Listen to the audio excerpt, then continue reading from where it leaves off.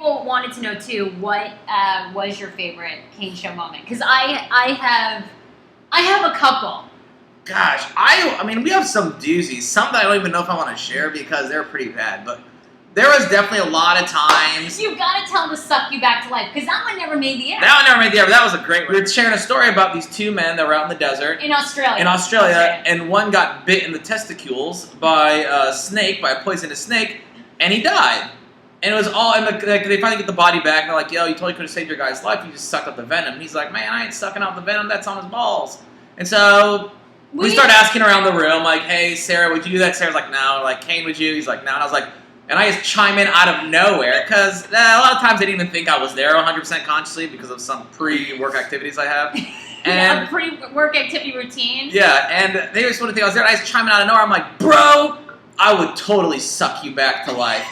And then it got dumped because we had the delay, and so that never made it on the air. One of the best lines, I think, that ever was on that show that didn't make it. I do have to say, though, I think Kane had the toughest job, and that was making the calls of when to let it go and when to not. So a lot did fall on Kane.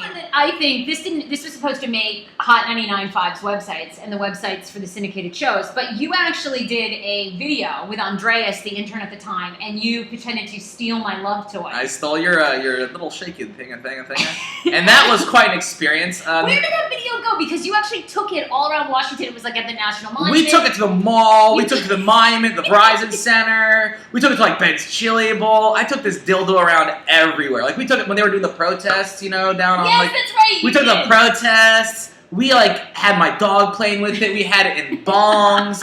We had this. We put it everywhere. We had people playing. We had people jazz musicians pretend to play the dildo like it was a saxophone in front of jazz clubs. Yes, that's right. All this stuff. And that was so crazy. People what do you? And people at that point kind of knew my face in the neighborhood. They kind of knew what I was doing. I was calling friends of mine, like, hey, can we come to your business? Can you hook me up, get us into this place so we can film this video? And they're like, dude, what is this? And I think finally the call was made once they saw the final product, even though it was fucking hysterical. It was. Yeah, that wasn't probably the best thing to do. But the dildo is still in my apartment, actually. It is! Yep, and it sits inside a Buddha. I wish I had a picture to show you. I know, actually, I'll send you a picture, but we have this glass Buddha with the back missing, and the dildo fits perfectly in there. So it's modern art.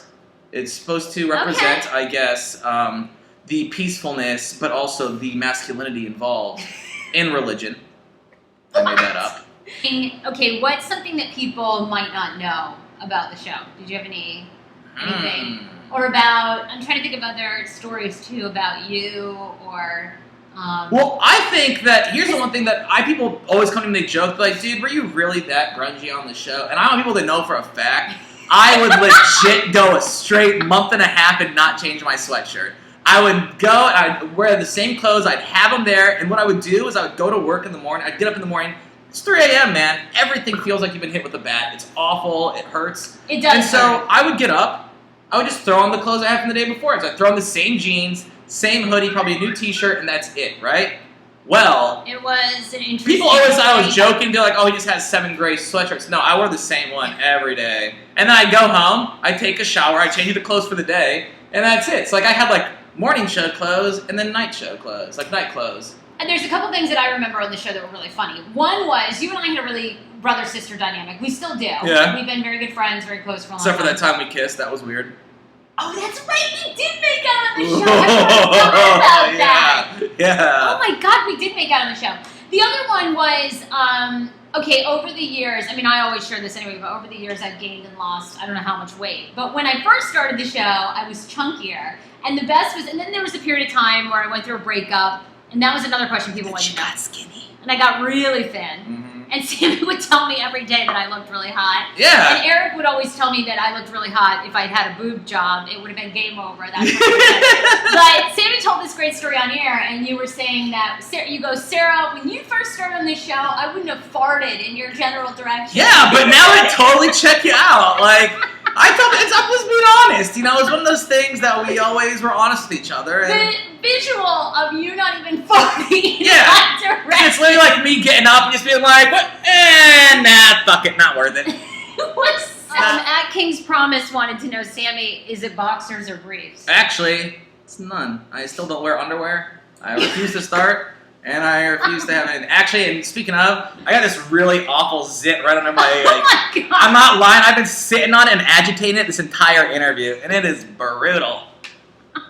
Like, it's stuck out. I showed it to my roommate yesterday, and she was like, that is disgusting. I was like, I know. I wanted her to try to stab it with something, but... It's stuck out. I have this big zit right on my Maybe thigh. it's a boil. It could be a boil. I don't wear underwear, and I do sweat a lot, so shit happens.